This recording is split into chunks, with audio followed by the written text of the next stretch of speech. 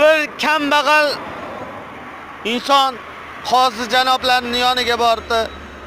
Qozi janoblari, meni qo'shnim boy. Hamma yo'g'i to'kin sochi. Lekin hech kimga yaxshilik qilmaydi. Hech kimga bermaydi zakot ehsonlarni, sadaqalarni bermaydi. U jannatda bo'ladimi? desa qozi aytibdi. U jannati bo'lmaydi.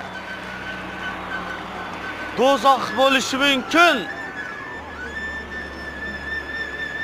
Sen ham do'zaxga bo'lishing mumkin. Nimaga? Birovning gapini birovga aytishlik gunoh ekanda, qarang.